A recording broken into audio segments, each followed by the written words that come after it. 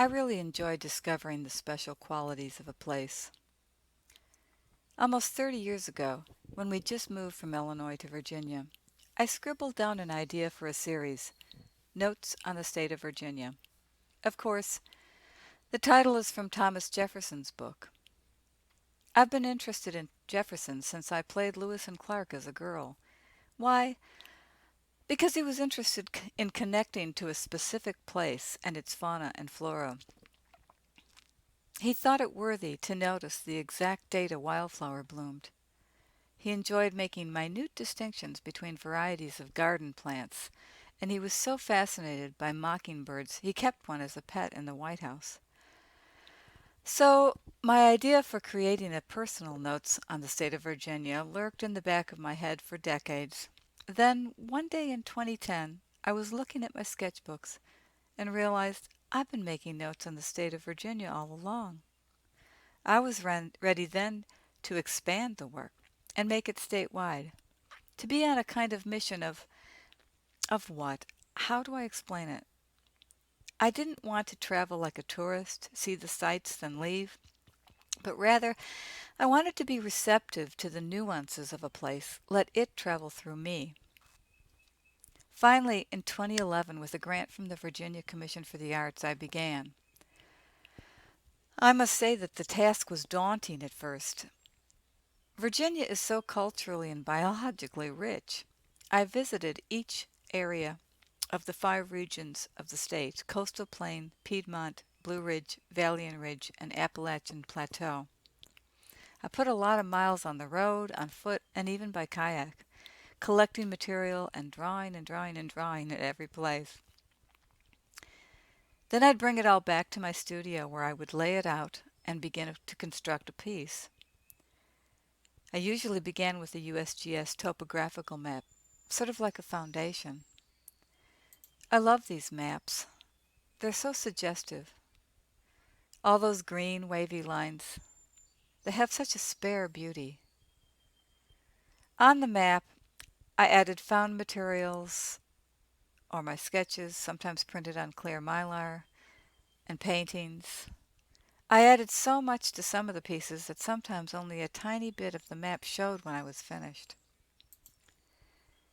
One of the places I visited was Natural Bridge, because of all things I'd never been there, and Jefferson thought it so impressive he bought it in 1774. As I drew, a rough-winged swallow swooped overhead. It occurred to me that Jefferson would have seen this same swallow, I mean, genetically related to this one. I think he would have been fascinated by genetics. So back in the studio, I created my bridge out of swallow genome sequences. At each place I was on the lookout for something that resonated with me. Sometimes the studio experience itself influenced the final piece. The Chesapeake Bay shape on the big Virginia map tacked on my studio wall reminded me daily of a dragon or huge root, which I think really appropriate for a watershed. So I combined that animated shape with sketches of the washed-up horseshoe crabs collected in the bay. The background text, Climate Change in the Chesapeake Bay, offers yet another layer of thought. Each piece holds such layers. Take the one about Great Dismal Swamp. That place revealed itself to me while actually spotting animals there, to later reading about its rich history. For instance, I had no idea that Maroons were escaped slaves who hid in the swamp, and that Harriet Beecher Stowe wrote a novel about a Maroon, Dred, the leader of a slave rebellion. In each piece, I explore materials, just as I explore actual terrain. Over the course of this project, the phrase "glimpse the layers" kept surfacing in my mind. That's all we can do, get a good glimpse of all the lives, past and present, that pass through a place.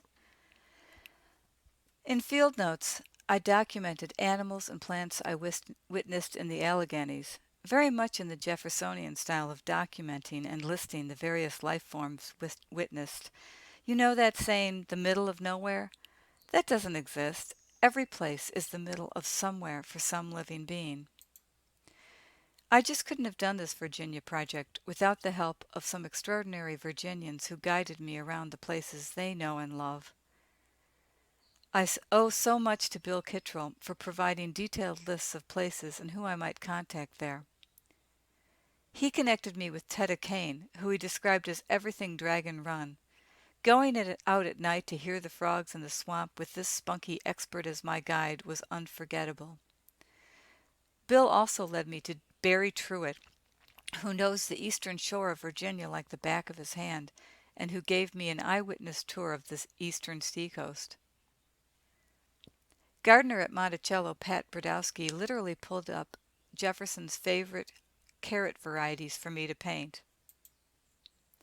I've gained a deeper feeling for the Shenandoah Valley from brother and sister John Sproul and Elizabeth Sproul Ross, whose ancestors have farmed the region since the 1700s.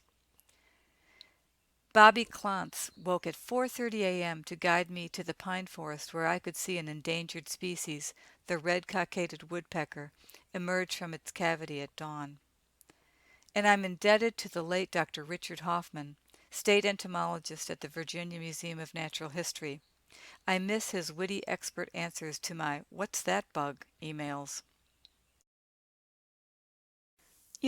Over the course of this project, I'd hoped to learn more about the rich variety of land and life that make up the state, and I have, but I've also learned how much I don't know.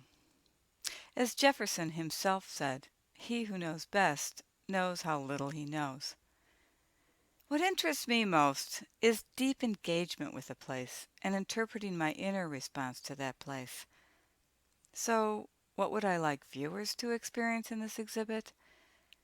For one, I'd like them to explore the assemblages as they might explore actual terrain. And I'd like to think that they might be surprised to find themselves close up, examining animals they've never really stopped to notice.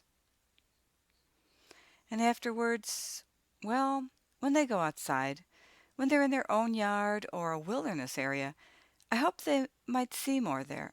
And that includes seeing those inhabitants of that place, people or other living things, as, how do I say this? I think what I want to say is that there's inhabitants of a place whose deed is in their DNA, from the smallest beetle to a person. And then I hope people recognize their own special role as observers, make their own interpretations, make their own notes.